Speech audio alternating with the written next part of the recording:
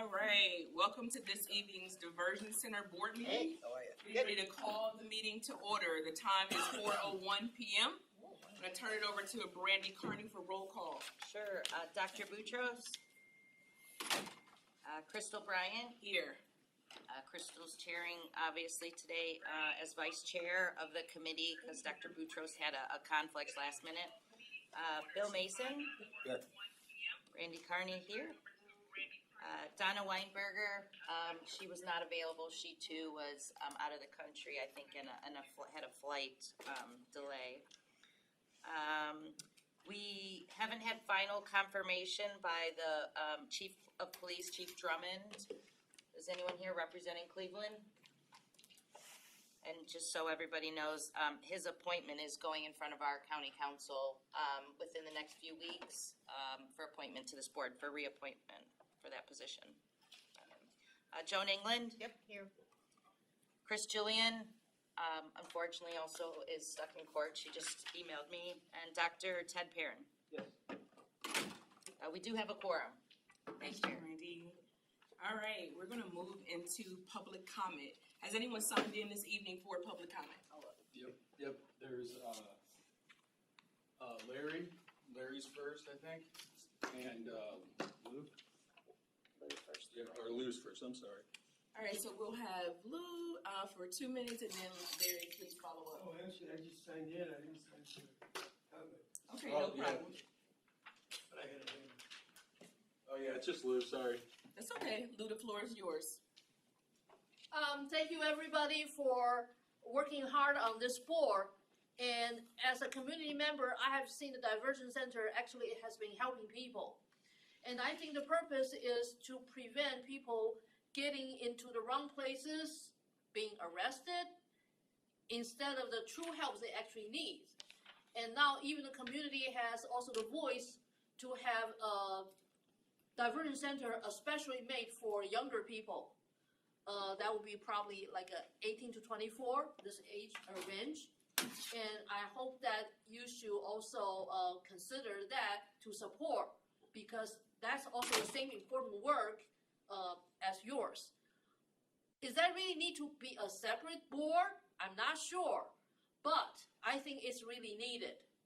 Lots of resources has been lacking throughout the decades because people always use a budget as an excuse.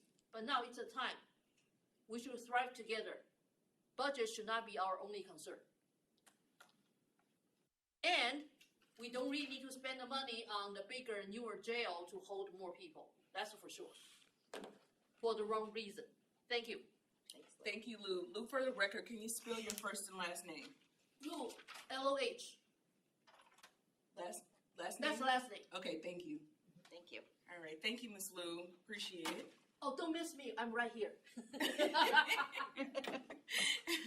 All right, we're going to move down into voting items. Does everyone have the meeting minutes in front of them? Yes. Yes. All right, has anyone had a chance to review it? Do you need a couple minutes? Seeing the majority saying no, are there any comments, edits, suggestions? All right, hearing none, do we have a motion to approve the minutes? I'll make a motion. Second? All right, first and second, it sounds like motion approved. All right, we can move on into metrics overview and discussion. So do we have Dr. Lynell Perry here today? Everyone's got a printout copy. Okay, I apologize. I left my flash drive in my office. So you do have a copy of the report. I first want to start out by saying that we don't want to lose our goal, our initial goal, and that's having law enforcement divert individuals to the diversion center. We've opened up to the community and self-referrals and family, and as you will see, the numbers have outnumbered the law enforcement referrals. I'm going to be talking mainly about the first quarter of this year, except for the overall expenses and total contract. So page 6, you will see the contract amount for frontline Oriental House and CIT training the staff. And you see the percentages that have been spent, and this is almost mid-year. June will be, mid-year. So kind of right on target with, the, spending. Your question, mid-year, they started in May last year. That's true. I think I'm looking at this first quarter, at the Okay. first quarter Of this year. of this year. Okay. Okay. Can I don't know if we can, between slides, talk about Sure, something? And sure. unfortunately, Adams wasn't available, and I don't see Frontline. Oriana House is here. But when I looked at this, as you guys know, we did a 2-year contract that included the 3 entities. Here, it's actually on her slides, page 6, but on the handout, page 3. What I thought was interesting, and again, this contract goes until the end of the year, is that only 14% of Frontline was spent. So they've actually, if we've looked at the longer metrics document, have been answering the calls very quickly. So I don't think it's an operational concern, but something that by the next meeting we should ask them about, because unfortunately they're not available or they weren't able to attend. Because I'm not sure if it's because they're getting less calls than anticipated, and so they're not spending it, but I know that they had been understaffed, but spending only 14% when you only have 3 more quarters left in the contract was really low. The next slide is about the operations of Oriental House. The total client intake for first quarter this year is 113. The average length of stay is 4. Law enforcement pre-arrest charges 4. Law enforcement non-pre-arrest charges 24. Community, family, and self-referrals are 85. So this is an instance, an example of the number of individuals who are self-referring or coming from the community and or family. Any comments on that slide? Just like the Vice Chair. Yeah, Just again, comment, and I know Dr. Perry started off with this, but, you know, having only 4 for law enforcement pre-arrest, which was, you know, when we first started this board is all we know for the first quarter, is, you know, really like to see those numbers different, obviously. Dr. Perry, may I So- also ask a question? Mhm. Can you define a law enforcement pre-arrest charge? A pre-arrest charge is someone that would have been diverted to jail, but they were sent to the diversion center. My hope is that with the postcards that we have flooding the churches, flooding the police stations, that we'll see those numbers go up from law enforcement. So what's the non-pre-arrest? Those that did not have an offense Okay. Without a crime being committed. without, right. The next slide just shows you the total of law enforcement agencies who referred. I put a bold on Cuyahoga County Sheriff Department, North Royalton, and Cleveland Heights Police Department. Can I ask a question, Dr. Perry? Is this referred or is this training? This is referred, I believe. Yeah. Yes. Referred? No. This is the training. This looks like the number of individuals training. trained for the first 3 months of the Yes. year, this Yes. month in the CIT Mhm. training. It's out of order.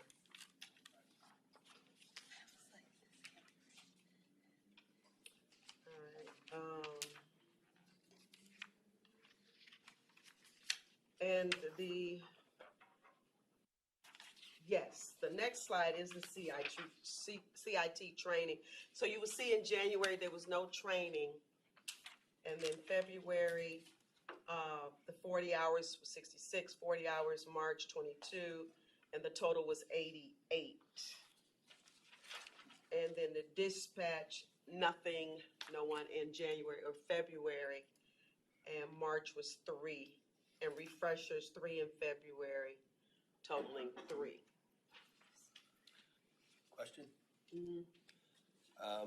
which, on this chart with the law enforcement agencies, where's Cleveland at? I don't see them on there. This chart came from, Adams Board.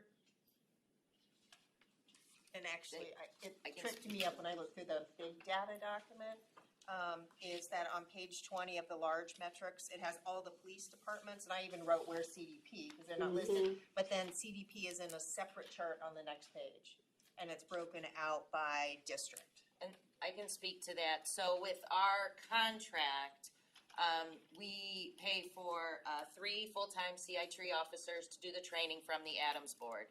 To date, Cleveland has not been participating in our training because they've been doing the separate training that is a requirement of the consent decree. Obviously, we've encouraged them to do the training, but they haven't. So I did ask for them to, even though it's not part of our training, to include their numbers in the long form because we just want them trained. I don't care who does it.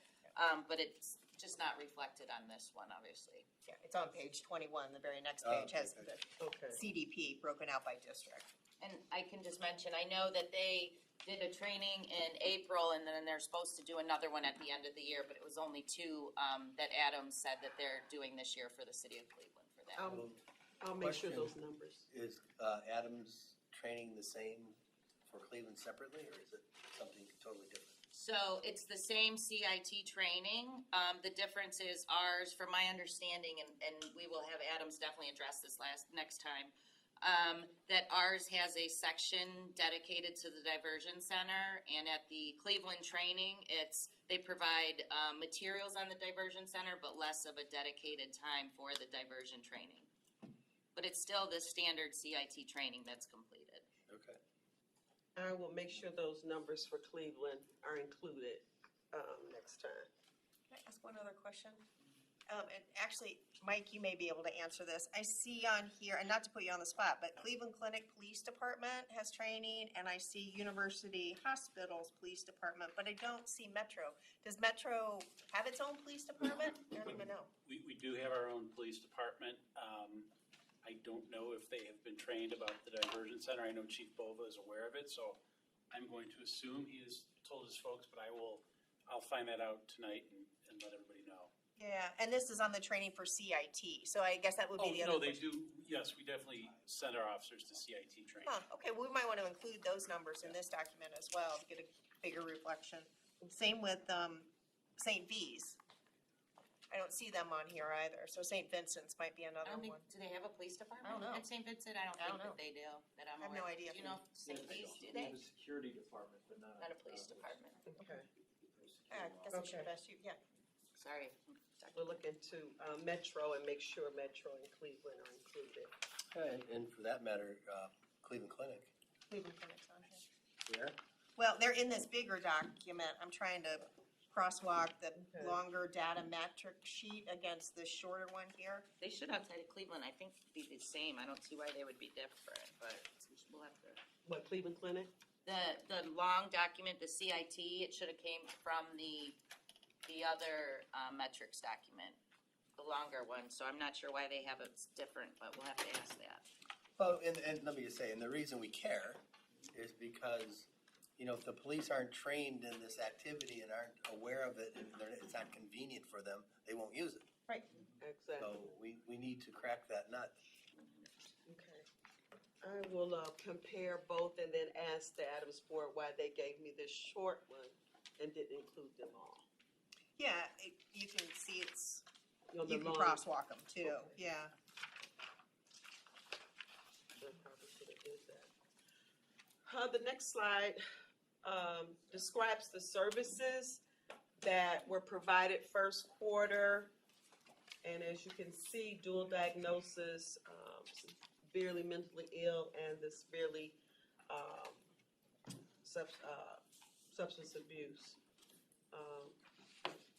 55 individuals out of the 113.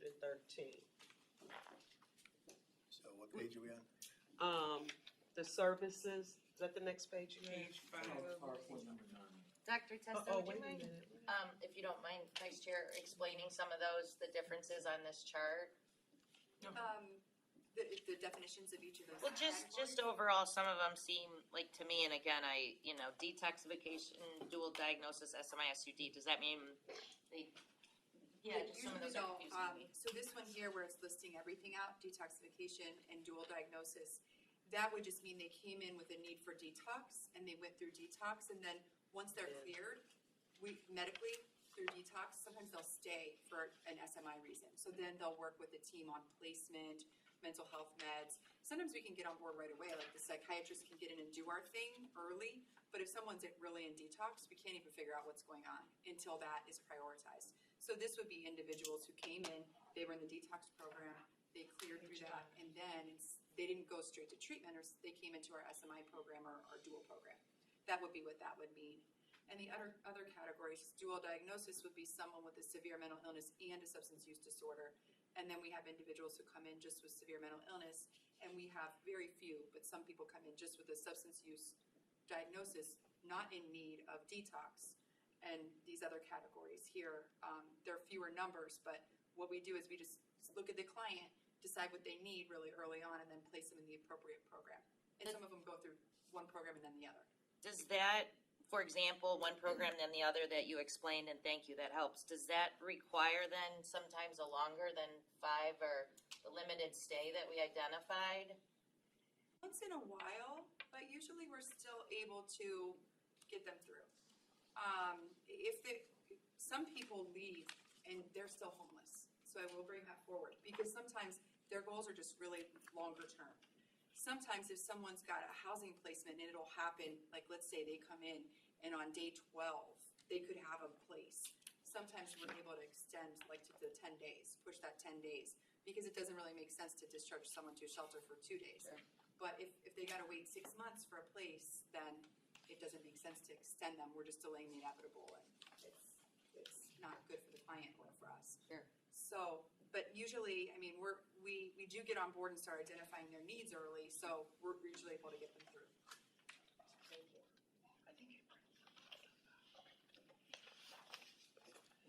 Frontline calls, there were 70 calls from the police and 94 calls from community members, family, friends, and self.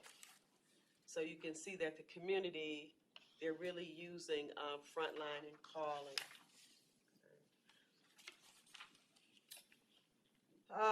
The bottom of page 6, I looked at the homeless, and of 113 admissions, 40 were homeless.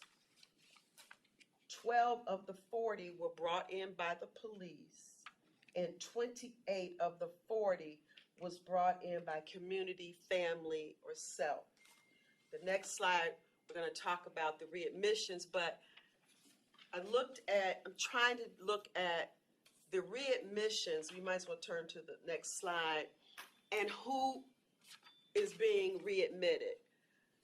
Are they homeless? Are they being brought in more by police? Are they being brought in by the community, family, and friends? Who is it that's being readmitted? What does that look like?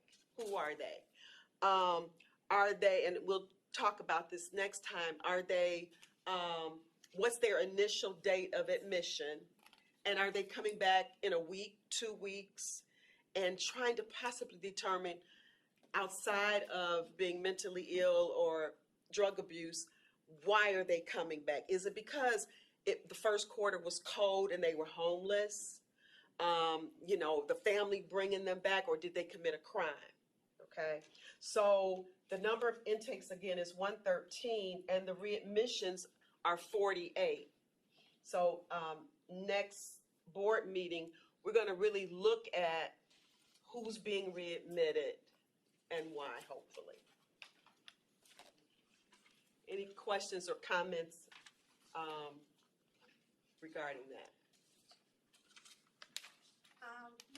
We can comment a little bit. I think that Dr. Testa could talk a little bit more about the client population, but we will readmit a client if they meet the needs. We don't currently have a policy that it has to be so many days in between or anything like that. There are a lot of variables that come up. Sometimes it's just a matter of, I need to go back home because my dog needs to go to my mom's and I have to meet them there. I mean, truly, sometimes it's that, outside variable, and then sometimes it's a little bit more than that. The only sort of protocol or policy we have in place is that if somebody is coming to the diversion center and declining all care, no medications, not following through with referral sources, doesn't want any housing, and they're essentially using us rather than a shelter, then we do have a policy in place for that so many times in a period of time, and then we would put them on a hold. We're not banning them forever or anything like that, but just, you need to wait until you're ready to follow through on the recommendations before you're able to come back in, and then we'll try it again. We're never going to, turn someone away if they have been able to change their mind and come back. Yeah, and we've always said we wanted to, even if a person left against medical advice, we wanted to try to develop a relationship. We wanted this to be a safe place. We wanted them to be able to feel comfortable if they needed that level of care. They know of a place they can go. So part of those readmissions are, frankly, intentional to develop these long-term relationships. I think a lot of the readmissions, and you'll look at the data, so you'll be able to see if I'm right or not, but from what I see clinically, a lot of the readmissions are people who we were using our motivational interviewing. We're not an inpatient unit. We can't make anyone do anything. So we're doing our best. We're using our motivational interviewing. We're trying to get them to accept care. They really think they don't want it, and they go. And sometimes we will give them resources, and we'll consider that a successful discharge because we've met them where they're at. But then within a week, they're like, hey, I should have stayed, and they come back. So we see a whole lot of that. We don't really see a lot of people like using us for a shelter, like saying it and they're doing it and they're telling us and they're being upfront with it, or even that they're doing it and they're being maybe more discreet about it. We don't really see that a lot. We've seen only a couple cases, and they told us, hey, we're not interested in you, we just need to be warm. But people might come back because they're homeless and there's related issues like that trips off their mental illness, or that makes them unstable for another reason, or they relapse because they're homeless and then they need detox. So it might be related, but we don't see clients using us as a shelter for homeless. That's not why people are coming back. They're coming back because they feel safe and they want to give it another chance to use our services. So we just want to look at to see if there's any trending with the readmission. So Dr. Perry, do you have enough information from the raw data provided from the Adams Board to make that comparative analysis, or are you? I'm going to go to Oriental House and actually look at the raw data there, because Adams Board won't have what I'm looking for. Okay. So the next time I do a visit there, I'm going to look at the data. All right, so we hope to have something by the next meeting. Any other questions, comments, or feedback before we move on? Sure, Joan. Just one, in the long form metrics, discharge reason, completed programs successfully and accepted referrals, 45%. I mean, kudos to you guys. I'm really heartened by that number. I think that's great. Obviously, there are lots of challenges, but 45% completed the program successfully and accepted a referral. So, kudos, and thank you to all of you. Thank you. Say that to the team. For sure. Absolutely. As a board, we all echo those sentiments. We recognize and hear the questioning could be slightly tough. There is a balance between trying to ensure it doesn't turn into a drop-in center, and we're using public resources the best to our ability. So the data supports and helps that, and it will be good to have that analysis as we move forward and the numbers increase, and also balancing as we have different types of referrals coming in. So without any further questions and or comments in that area, again, thank you, ladies. We can move on to old news and new items for discussion. We'll start actually with Elise from Oriental House and Dr. Mike Randall. Dr. Randall. Oh, did I give you a doctor? Well, I think you have a PhD in community corrections. I'll just have Elise kind of give you an update on probably the past since this group last met, some interesting things that have gone on at the Diversion Center. So, thank you. So last month in April, we did have our Omas Audit, which is our accreditation for the Health Board. And so that went successfully. One of the programs within the Diversion Center is new to us, and so this audit was to continue certifying us for this new program. So that went successfully. They also had kudos for us across the board. They initially certified us as the residential facility, and they were impressed with the progress. So that audit, thank you, Larry. That audit went really, really well, so I wanted to report that here. We didn't have anything major, and we're continuing our certification for the next 3 years. Wonderful, thank you. Yes. Also staffing, just an update on that. We have had staff retention pretty consistent for the last 3 or 4 months now comparative to our beginning. So we still need some nurses. We have a shortage with our nursing staff. But overall, our staffing patterns have been consistent. We had a new administrator in the building start in March, and that's been going well as well. I was worried about the transition, of course, but there has been no major hiccups. We've been able to seamlessly move forward. Oftentimes when that happens, you do have a mass exodus of staff, just a change in leadership, and that has not happened. So she's been able to continue to identify some of the things that we need to change, adjust, improve on, as well as build on the program so far. So her name is Millicent Boggs, if anyone has worked with her or will in the future, and she's doing a good job. Thank you. Also, what she also is working on, we have a nurse preceptor from Ursuline College. So this is a person who is a nurse practitioner but is interested in becoming a psychiatric nurse practitioner. So Ursuline College is in agreement to send us nurse practitioners as we have the space in the building in order to facilitate that relationship. This nurse preceptor particularly actually applied, interviewed, and we're going to offer her our final nurse practitioner position in June. So that was a success in the relationship as well as the staffing. So we're hoping to continue that to help keep our nurse practitioner positions filled. We continue to meet with UH and their teams on a quarterly basis to ensure that contract's going well. Psychiatry is flowing as it needs to, and so that is moving forward. I want to hand it over to Dr. Testa to talk about AOT, but the last update I have is just, I'm not sure if it's been talked about here before, but COSAP is, we have an additional funded program by Adams Board at the Diversion Center. This is for outpatient.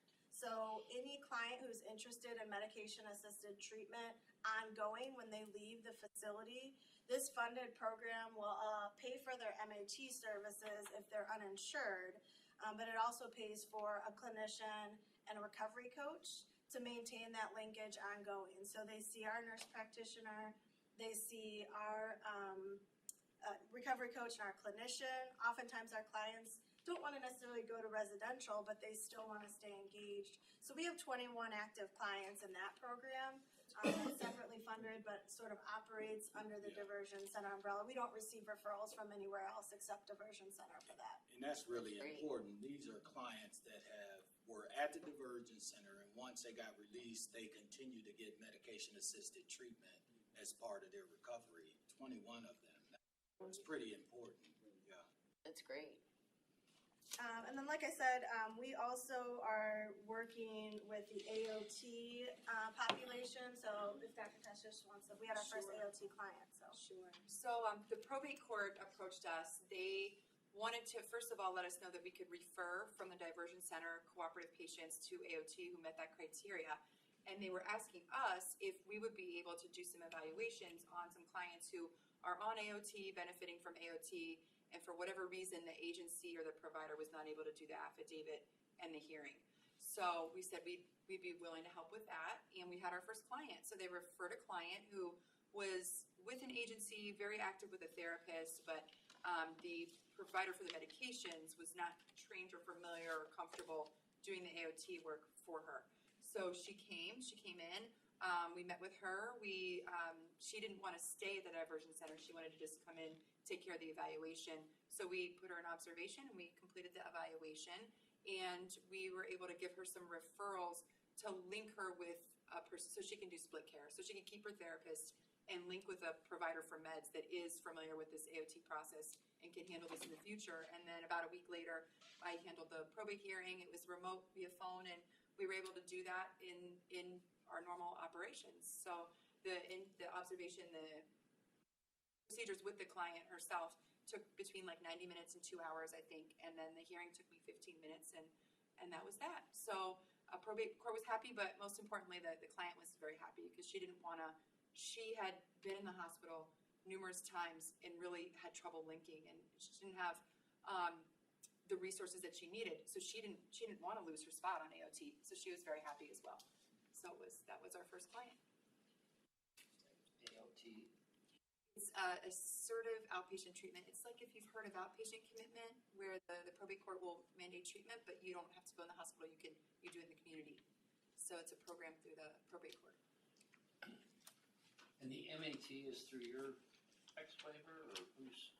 It's I collaborate with the nurse practitioner who does that. She has an ex-waiver. I do as well, but we collaborate, and she does that. She's also receiving psychiatric nurse practitioner training, so she and I are able to handle some mental health needs for those clients.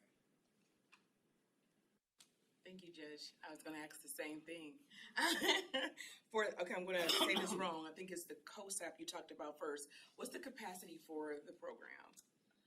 Well, we currently have, it's outpatient, so we have one clinician and one recovery coach. So, I think it would just depend on the frequency that clients are attending. That grant is 3 years, so we do have built into the budget for the third year. If we do have more clients than we can handle, we have another clinician position to add to the grant. We haven't had to do that yet. I would say we could probably go up to 40 without needing another person. They're not doing groups, they're just doing sort of individual. Some of the clients only see a recovery coach, maybe their clinician once a month, or once a quarter, once a month or so. So it's really an individualized outpatient program for them. The meds will vary as well. We do Suboxone, but nurse practitioner Leah, she has some people choose Vivitrol. That's right for them. And so some people choose not to take medications, but they want to meet with her. Maybe they have some mental health needs. So it's individualized to the client as far as the meds go as well. Wow, behavioral health has come such a long way since I worked for the board. It's good to hear. Any other comments, questions, or feedback for these young ladies? Yeah, I would, Doc, if you wouldn't mind, just give your thoughts about how it's going, just generally. It's going well. I think we're helping a lot of people in the community that would fall through a lot of cracks. And I know every time I'm in these meetings, I hear about the original purpose and the law enforcement bringing people. And I think that would be great. But I think that we shouldn't underestimate the importance of the community referrals, because if people are getting to us without having a police interaction, that's really great. It's really great, and they're recognizing a need to call. The other thing is that some of the people who are referring themselves, they learned about us through being brought by police. So we're glad that they're recognizing they need help earlier, and they're not running in with police again. They're bringing themselves for help before that happens. So I think I'm pleased to see that growing, and I think it's overall things are going well. Good. So those are really good points. Thank you, Attorney Mason, because that may be something we want to capture when we talk about like narrative and quarterly data, so that we are not thrown off by the fact that there's a decrease or not the level of increase we would like to see in the police referrals. But again, yes, some of the point is to kind of stop the interaction between the officer and the community in the first place. So, Actually, I know of two patients who've been referred by parishes, and had they not known how to refer to the diversion center, it would have been the UCI police who were the next call. So community referrals and self-referrals do come, I think, in a good way sometimes at the expense of law enforcement referrals, because I think some community organizations are to figure out that there's something that can be done other than.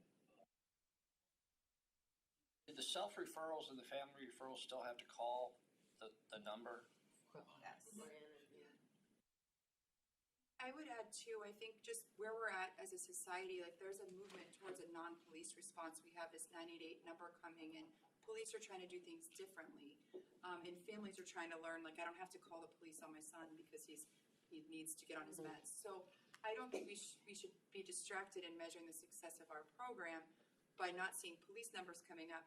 I think that's happening in a whole context of all other types of reform and police reform that are going on right now. And I think it doesn't mean that the police are not doing their job either. They just are probably doing their job in a different way. And we're seeing the community come up. But I think it's all diversion in the end. It's keeping people in where they need to be and out of where they don't need to be, hospital, jail, wherever. I think it's still very successful. It would be good if we could measure that. Very well stated. Bob, do you have something you were gonna add to? No, I'm just, Bob Corey, Public Safety Chief. The Diversion Board, Brandy Carney, has asked that work with the jail to provide a refresher of the 2019 data that was done as a basis for why we needed a diversion board. And that was to look at a snapshot in time of who was in the jail that, based upon diversion center criteria, those individuals that were in the jail could otherwise have been in a state of the practice diversion center. So we were asked to take a look at that, at the data in the jail, because it's still unclear that the underlying premise that would be nice, which is law enforcement is doing something else, is actually true. And underutilization, because they're still arresting and or issuing a summons in lieu of an arrest, which is still criminalizing mental health behavior. Even if you issue a ticket, say come to court, you're still criminalizing mental health behavior, and the individual could have been taken to the diversion center rather than being embroiled in the criminal justice system that way. Are they still being brought to the jail? That's where we're doing the snapshot in time again to look at fresh data post-COVID, because law enforcement, Cleveland Police Department has issued orders to try to use more summonses, right, in lieu of arrest. So what are we seeing in summonses? What are we seeing in the jail? Are they taking them to other jails because the sheriff has an order?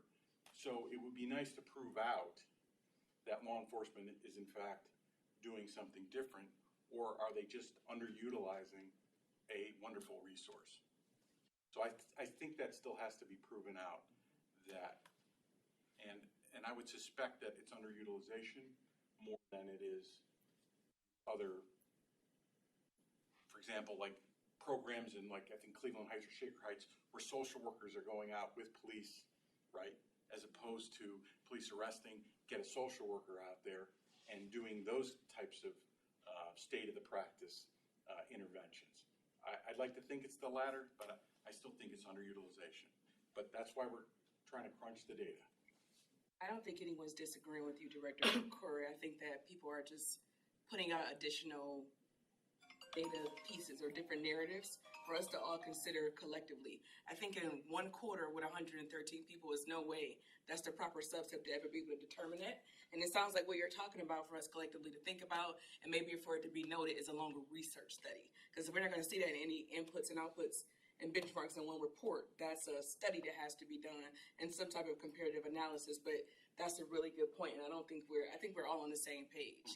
So just, I think, kind of going back to the root too of like why this was created and why it was something that our executive wanted to invest in, and kind of thinking about what are the baseline numbers, because I can still see in some of the reports here that there are no baseline metrics. And now that we're technically 1 year out from creation, maybe we can start to think about what are the baselines based on what are the reason and goals that it was created. And to some of the points and discussions in here today, just kind of examining what else needs to be placed in an analysis format or new data that we need to think about and or consider as we've opened up the floodgates from different referral sources and how we want to view this as a community, which is more of a long-term project that we may miss you once.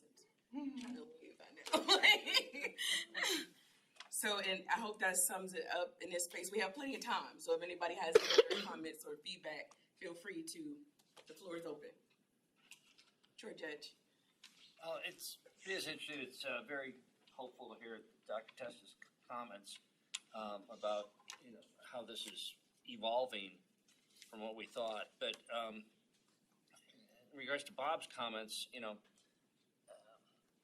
people that we have in county jail now, we know post-COVID are, 90% are F3s or higher. They've committed some kind of crime. It's not a discretionary matter with the police whether to take them to the diversion center or not. What I think we'll find really is it's underutilized, one, but there's just such a large population out there that is in need of help. I look at these numbers, very few people with just substance use disorder are utilized in diversion center. And from what I see in drug court, there's a disparity there, right? We know that especially during COVID, substance use disorders only gotten worse. So, having gone through this process, I know the diversion center was created in part as a dream to help reduce the county jail population. As it stands now, the county jail population is probably larger than it needs to be because the average case life from arrest to disposition has grown during the COVID slowdown. Hopefully that will start shrinking. That's the number that, the county should look at, and that's an apples to oranges thing for what we're talking about here. But the type of people in jail now, at the current moment, from what I understand, are not the population that could be diverted, by the majority of the people in county jail are not people who were missing in the diversion center. So we just have a large pool in the community that still needs the services of the diversion center, but isn't getting there, and I'm glad we've opened that up to family and self-referrals, and I'm happy to hear that apparently there's a communication campaign with local parishes and churches. I think that will pay great dividends. And, right now we're in the communication phase where, people need to think, okay, this is where I should go. And the amount of services that are capable of being provided, from what I'm hearing, is just fantastic. So let's continue to build on it. Thank you, Judge. Any other comments? I just wanted to acknowledge Deputy Chief O'Neill is here from Cleveland Police Department, so thank you, Chief. Sorry, For the minutes. sorry, I was late. If there are no other comments, we do have a second agenda item here. So I know Rosie is not present. Will you be speaking for her today? Yes. All right, so we're gonna have the Community Input Committee report. Hi, I'm Larry Heller, member of Ohio Recovery Association and co-chair of the Community Engagement Committee. And unfortunately, I printed one handout thinking that everyone will already have the other one that Claire sent an email. And I don't know if that went to all of you or if that just went to us. So there's two different handouts and some of you may have only one. Just sorry to interrupt, we were provided today just the one handout that's two-sided, so I'm not sure it says outreach plan draft at the top. One that I got in here is the most recent one, but I assumed everybody also had. Yeah, The first one, this but one, I'll just do the highlights That's fine. instead of reading it all. It's okay. That's Okay. fine. So we have several, well, first, one important thing is that we've defined our mission to intentionally seek out and invite members of historically underrepresented populations. Just being open to the public is not public participation. We have to intentionally seek out those who are normally not represented. Okay, we have several requests for this board to consider. Okay, so we have some ideas and proposals how we're gonna collect this community input from the community. And it includes surveys, questionnaires, both paper and online, going out, holding community events. We plan to have both day and evening sessions. Accessing east and west, as many neighborhoods as possible. We will have some events that target broad participation from all residents, while others are focused.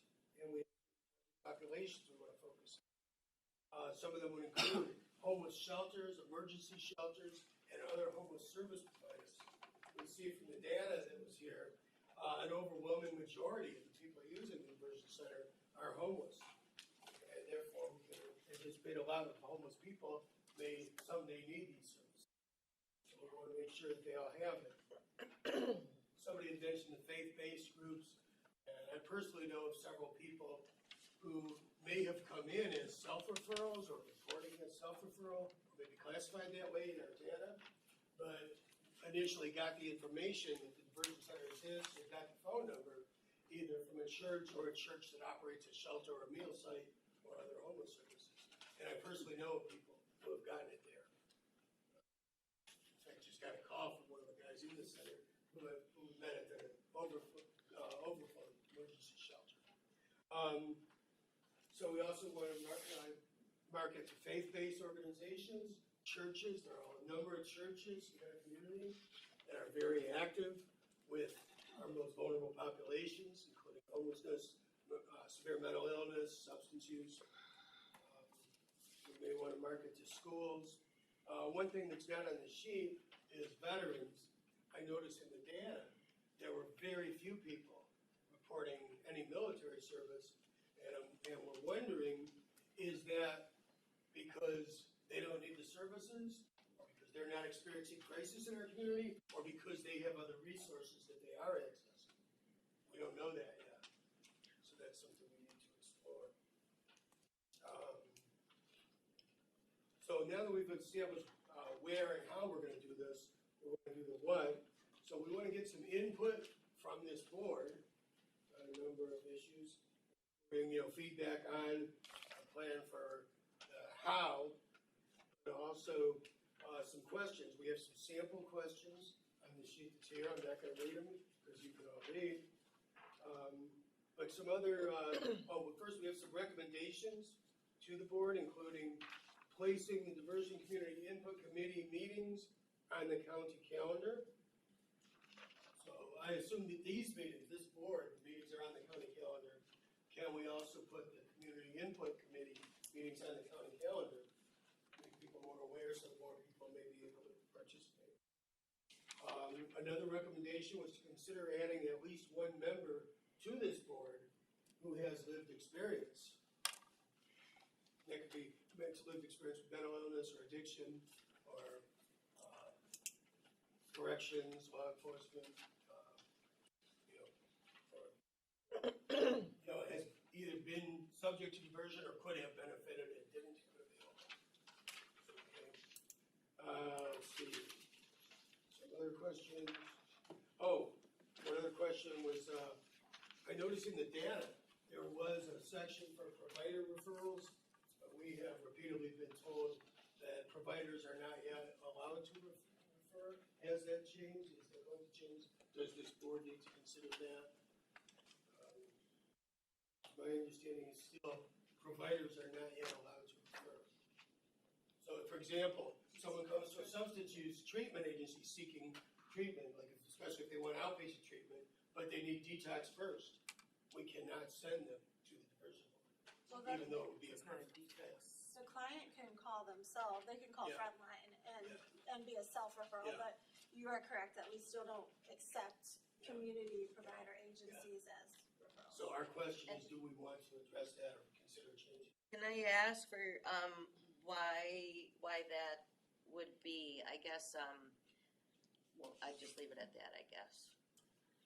I think we're just feeling as though we could reach those people, like if I had a patient in my office and I thought they needed to go to diversion, I could assist them to self-refer, like I can even hand them the phone, I can sit with them and call. So we're feeling like that is enough access, like if the providers know and they can help the person self-refer.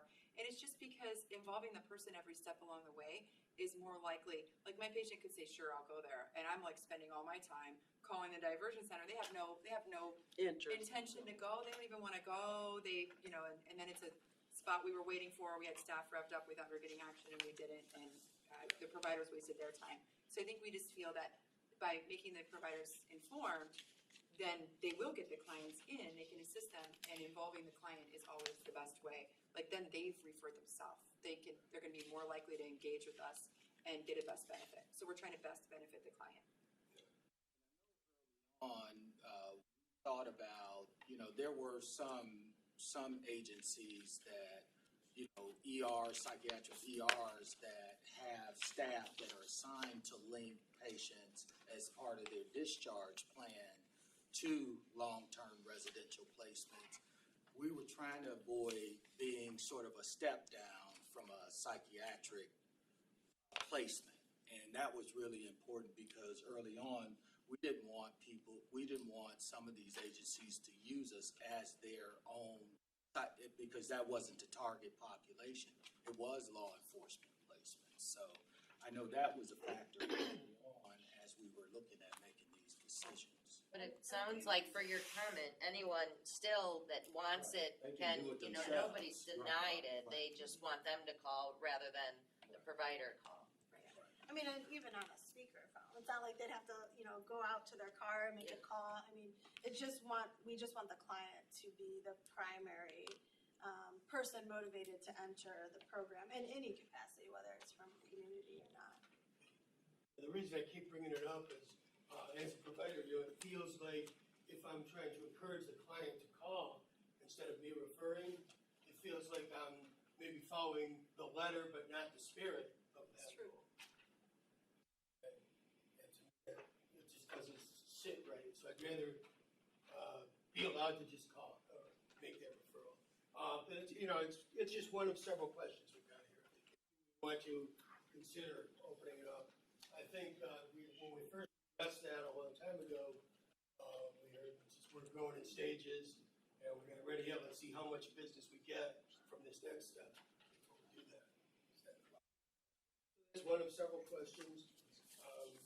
So another comment, you guys have heard me say many times that I do have opportunities to encounter a lot of people on the street and consistently keep meeting people who have been there, and everybody reports.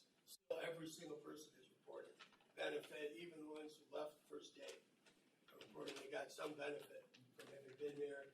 And as a couple of people mentioned, sometimes recovery is a series of multiple episodes. It may happen in stages. We get a little closer to that, and no one can predict which time will be the right. But in addition to people on the street who have been there, I also encounter a lot of police officers on the street, and multiple jurisdictions. And every time I see a cop anywhere, I always ask, is your department sending people to the diversion center? And overwhelmingly, they don't know. I'm sorry. Even if I know their department has sent people, I've seen the sheet, I know the department has sent people. But I ask an officer I see on the street, whether it's in a parking lot or in front of a store, I just ask everybody I encounter. Even pulled up at a traffic light, I rolled out the window and asked. I think that might be exactly Bill's point before, and I'm sorry to interrupt, about every police getting the training so that they all know. So how do we better get the word to the rank and file people on the street? Every member of our division has received the training. Yeah. So if they might be, if you roll down the window and ask a bizarre question, they're just gonna give you an answer, right? That might not be the correct answer. I don't know, it's the simplest thing to tell me, like, why is this guy asking me this stuff? Yeah.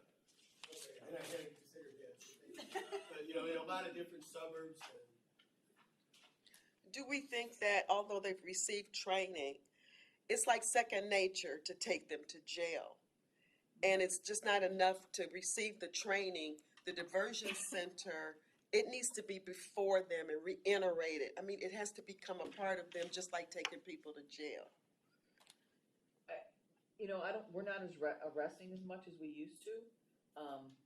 And I just don't, I'd have to go back and look at it. A lot of the stuff we arrest for, like that was said earlier, it's for higher level stuff that cannot go to the diversion center.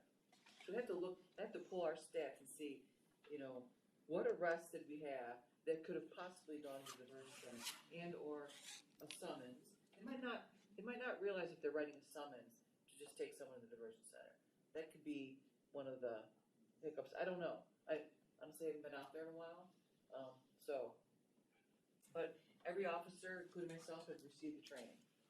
So, and we've actually sent out more divisional notices, so just by asking them on the street, it just might be, you know, hey, I don't know, is a good answer to anyone, they don't get in trouble by that. Right, but, we'll have to look at the stats. Pardon me? Most of the ones I've asked that are not Cleveland. Okay. But I know Cleveland knows it, so I asked, but I see somebody else. So we had a few other things. Some questions or issues for future discussion, that we talked about in our community. There are a number of issues related to juvenile diversion. And I think there are other groups that are gonna address that, and I don't know if that's within the scope of this group. We're going to, what is the impact of the diversion center on capacity needs for the jail, as the judge just mentioned? You know, there are still a lot of people in the jail who might not be eligible, but as we do utilize the center more fully, will that impact capacity needs? And is that something we need to inform the current proposals regarding building a new jail? Do we need to wait data on how this diversion center will impact future referrals to the jail? Some other questions involved, there's been talk about the permanent center. Do we want to extend this temporary center, at least until we have enough data to recommend capacity needed for a permanent center? If we talk about a permanent center, is that instead of or in addition to a permanent center? Do we want to just keep this permanently and then discuss adding something else? I think the original plan was both east and west sides or multiple locations covering other neighborhoods. So those are some things we wanted to discuss. One that was discussed in the past, and I think was kind of mentioned here, is there a need for a step-down facility? You know, for people that are difficult to place, that have nowhere to go, is there a need for some kind of facility? And then a follow-up to that, along what we were talking about with the outpatient meds, is there a need for an ACT team model or an outreach to follow up with clients? So those are some of the things for future discussion. But the main thing we'd like from the board, either today or by follow-up to this meeting, is some feedback on our sample questions that everyone has. In front of them on the handout, these are just some sample questions. These are not necessarily questions we use. But any feedback, comments, questions, concerns about our survey questions that we will ask people? And also, what information or what data would you like us to try to get when we're out in the community?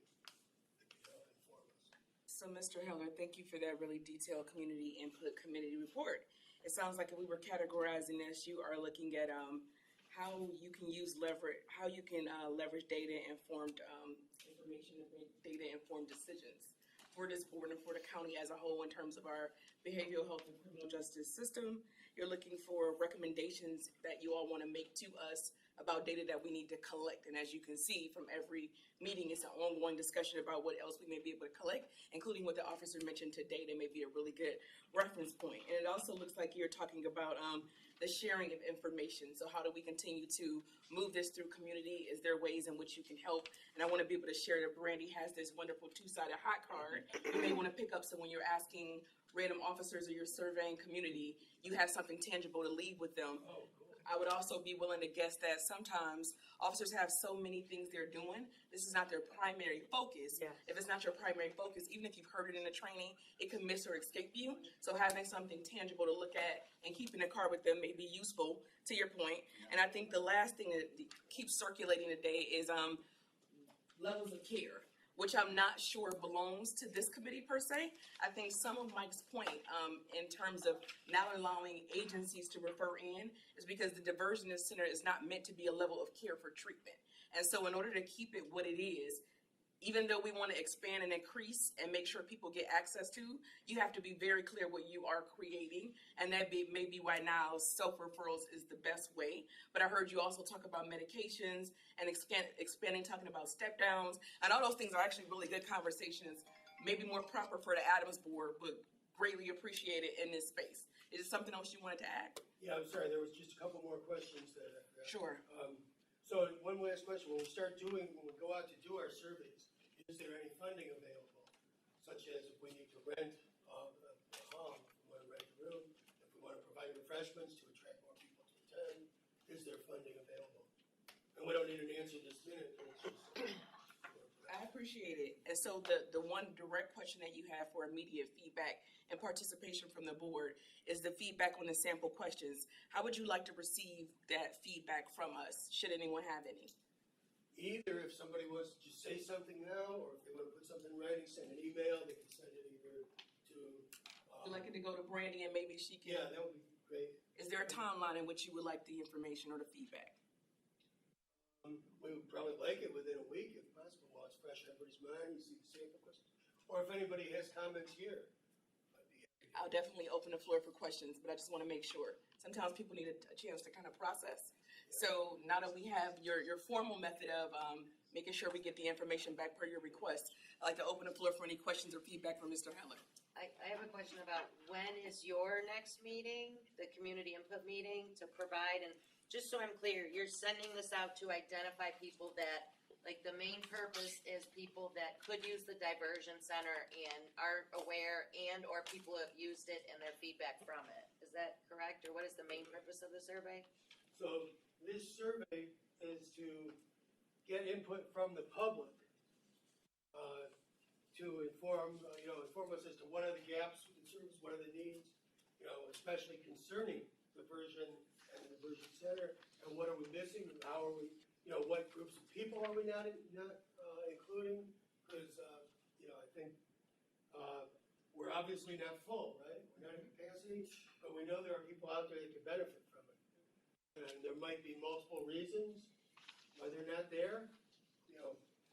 If everybody knew, would there be a stampede for the door, turning people away,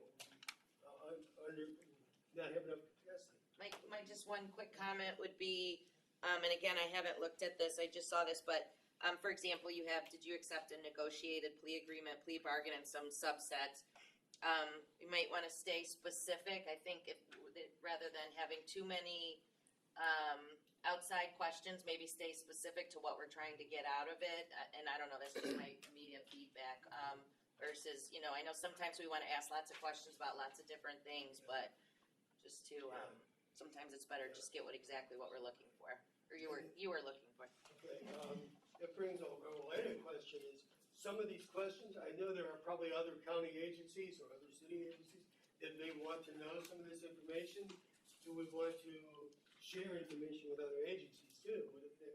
We don't need that answer yet, but rather than duplicating services and going and creating another community engagement committee for another semi-related board, and then going out and doing a whole different survey to the same people 2 weeks later, would it make more sense to try to collaborate with other boards and add a few questions instead of doing a whole separate survey? And I see Joan England had a hand up. Yeah, I was just gonna echo what Brandy said too. I think I would keep it tight, Larry. And so I think the questions on negotiated plea agreements, maybe some of the questions on whether you've been arrested, certainly whether once you were in the court system, whether you were offered drug court or mental health court, those are great questions. Like, those are all great questions, but I think you could ask a bazillion of those kinds of questions, and I worry that you're gonna dilute the pool and frankly begin to tap your resources as a community input group. You're a community input group for the Diversion Center Board. So I would suggest staying focused on diversion center questions. And the questions I have, for example, just looking at this is, what are people hearing? Do they know about it? And what's stopping them from using it? So is it transportation? Is it stigma? Is it lack of understanding? Why aren't they using it if they've heard about it? And if they haven't heard about it, what do they think would be good ways to learn about it? How can we educate the community? So get their ideas on how to get the word out. They're out in the field. Thank you. Yeah, but you guys are doing great work. Okay, you mentioned transportation, I think we had asked about that at a previous meeting. So that's still a concern, can we make that, I'm sorry, what were you saying? Oh, is she allowed to ask a question? You can, I'm also a member in this committee, so I would like to supplement something there. Is that all right? Surely, go ahead. All right. Actually, not only we want to open up the input from the unusual suspect, put it that way, we actually also notice our police force, doesn't matter which city, they have been overworked. Because for decades, people are very used to calling police for everything. So if you don't even mind, we would like to even have a survey made for police to have input to see why there are certain things happening.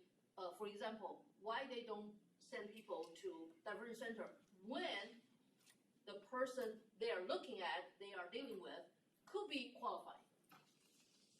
We don't even mind to do the work in that way. So we really appreciate your input here. Thank you, Lou. And thank you, Mr. Heller, for your comments and feedback and all the work that you all are doing. A small suggestion in addition to what Joan shared. It's not in regards to the questions, it's in regards to what you all are collecting and your purpose. You may want to kind of categorize out. So you have a very focused lens on what it is you're producing, and that way you won't lose track and focus of what you're coming with. What are soft recommendations, what are hard recommendations, and what are asked, and that you can kind of check off as we go along.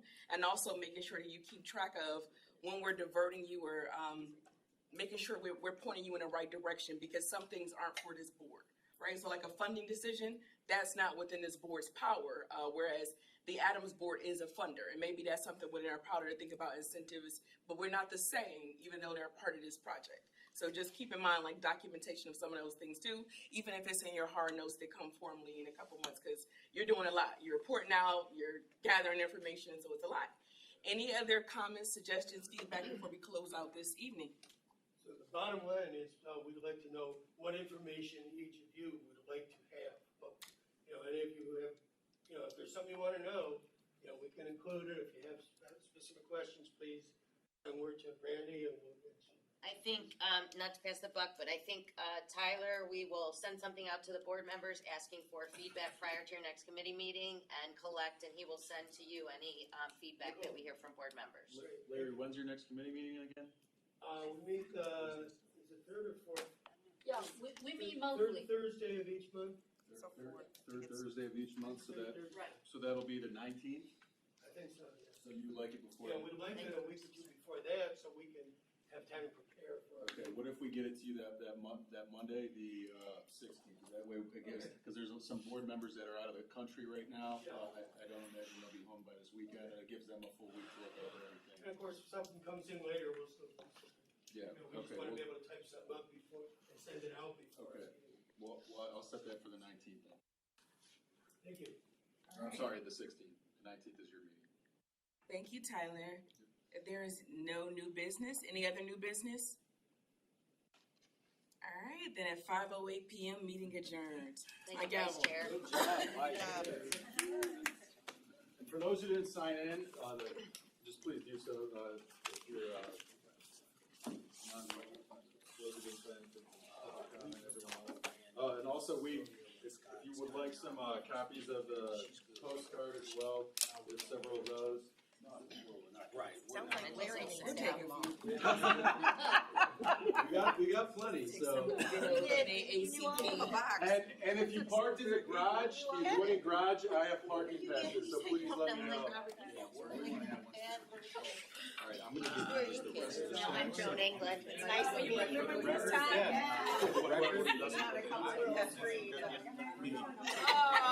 like that. That's why I told her. That's cute. I like that. That's cute. How much are you looking at? That's actually kind of cute. I like I it. do have a question for you.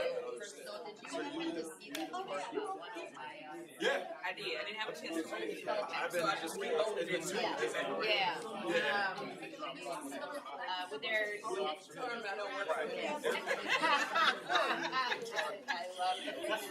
What does he mean? So, long story short, One Ohio, so all the money that came from the state of Ohio, we were lucky, got our big bonus. So the state, right now, they are sending directly to every city money that's this money. Additionally, the state is requiring, they've already geographically set them up, regions all throughout Ohio State, every county. These are different. This is brand new. And the purpose of it is they're not sending the county money, the cities are all getting money. Yeah, so the cities all get money. Tyler, don't try to run away. No, hold on, I'll be fast. So, all the cities are getting money, the county money they're expecting, it's a 18 for the next, I think it's 18 years, as of right now, we're supposed to get 14 million. So it evens out, it comes out to like $1 million a year, I mean, so it's a lot of stuff. They're requiring every single region, throughout the state to put up a board that has 501s, that has input from all the organizations. And then they would actually be a formal board, so we're gonna put it down in code, we wanted to use the diversion center, they wanted more representation. And those members would make recommendations and say where the funding's going, that 14 million is going over the next 18 years. Does that make sense? Did you want any of these for? Yes. Roughly how It's much? a lot of Quarter of it. No, we can take it out. I was thinking about it. We can use them at the end. So that's where it is, if you can't, don't want to, I totally get it, that's fine, just let me know though, if you don't want to, you wanna send something else. How many times will you be here? Is it a long standing? So it doesn't say, my guess is not more than 4, definitely. Okay. Yeah, and like so far, I think you'll see on that list, so the mayor from Parma City be on it, I know Mayor Bibb already said yes, and his person, Auburn's gonna be on it. Where am I missing? I don't have it down, the 3 judges recovery court, yeah, so a good mix, yeah. Walk down the road. I don't know. Okay.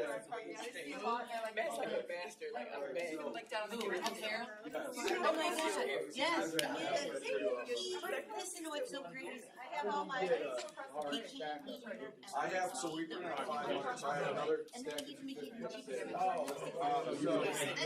Randy, stick with Matt. Stick with Matt. Your job will always be safe. He's like the never, he's like, he's embedded in the county. Going to work. I mean, I could almost bet my friends like going to work.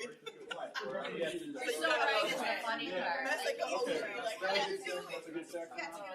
Oh my God, he's great. Yeah, I'm gonna get you more. I'm so sorry to nag about that board. You got it. I'm telling him, she did. They felt she did better than you. Yeah, I think she made. You did a great job. Yes, she did. I kept trying to look at you to see if you needed water. I kept hearing you cough. I don't know if this, I would have I don't know what is going on. Hey, Brandy. Sure. Just one, don't That's like the worst call. You should have told me to get water, yeah. That's what the judges say, I got all these people drink Yeah, or it should have been like, yeah. And like what she, I think the stuff we brought up, although I don't wanna say let's do the same every time, it's whatever. Like, I thought what we talked about was good, it didn't facilitate as much, but sometimes people are worried. I don't know, this is, So I thought the I gotta get them anyways the for admissions should be talked I'll be about. done in 1 minute. So yeah, but it's gotta be done before we look at, we gotta make sure it's tight and not because even just. Oh, well, we need to do it overall. We have the crisis. You know what I'm talking about. I've been up here since 1998. I didn't know about that till 3 months. I didn't know about that till like 6 months ago. That means nobody in my organization, Oriental, knew But it. even, wait, for what They're part? saying, well, Because I don't think his was necessarily wrong, even like not, when we got to CIT and we, it wasn't for sure, it was CIT, not them coming to the center, like stuff like that. But I don't even know. The only one she said, but Cleveland wouldn't be on here for why I said, remember, it's separate, it's on that sheet, it's just separate. So if we ask them to report, if you ask them to report how many people took their classes, that was how many. The only one is Metro that did all, I don't remember seeing, like, I don't know why Metro Sometimes was they gonna be on import it. But every time I used to look, I would find discrepancies too in metrics. No, I agree. So you just, Get that. yeah, we just gotta make sure it's tight, because I hate, yeah. So we might do another step for probation. Okay. Unless they don't wanna do it. Something, yeah, so that people know and, yeah. Right, and that's right. Yeah, it does. It's better than time I was in it, but it just, you know, I don't know, there wasn't a lot of feedback, but we needed Adams here for a lot of those. Like when Oriana's here, it's good to get Adams, but no, so hopefully next time we can do some more metrics to compare and discussion, but it would also be nice if, lots of times you know what the discussion is gonna be. Like we knew for readmissions, it would be coming times like they come back, and so if you have more time ahead of time to do that, you have more time to get those answers, you know what I mean, or to tell them, hey, this is what we're gonna ask you. Yeah. And not wait Yeah. until it's almost due date. Yeah, Okay. so it's clear. Cause I already talked to them and I'm coming out. Okay, So yeah, perfect. normally I'm looking at charts, but this time I'm gonna collect the data. Yeah, just, what the data is, what they have, and sometimes, I don't know, it should match, and it's not just date, so you just gotta make sure, Thank you.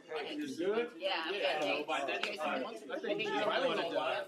You guys want any of those cards or no? Don't take them if you're Well, gonna we use took a them. few, no, Okay. she, Give her a stack. Barry's gonna take a bunch, Yeah. so, as long as you're gonna give them out, they're. Jim wanted to ask you about marketing more the diversion center. Yeah. We don't get nearly enough SUV.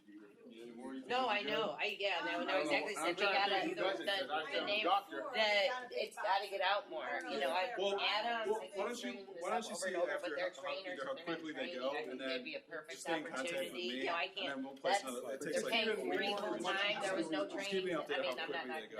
like, but we need people to get the word out. And I like that example about the churches. That's why she's been saying forever, and it's great, she's been saying The it forever about example taking about the churches, the taking the parish, information. rather than, because they show up at churches all the time. Put them everywhere there. Yeah, so like I said, it's a test, it's a pilot thing, and then how quick they go, like if you run out of them the first. Every single time, and I'm not trying to rush them, they're not here, every single time. Just shoot me an email. Anything, All right. they always go, they You know, think you'll be able to then get- they don't. Wait, It's just that I How usually many ask, do you think? usually no. You think that's a good set? Yeah. I mean, I didn't know about that. How many times have you taken no. out people and they haven't known that it was in their district? I go, and I say to my staff, I mean, did I you don't guys have know to do about it that it? way. Floating around. I don't know. I met my, I don't have one, that's the people that we need to, but we have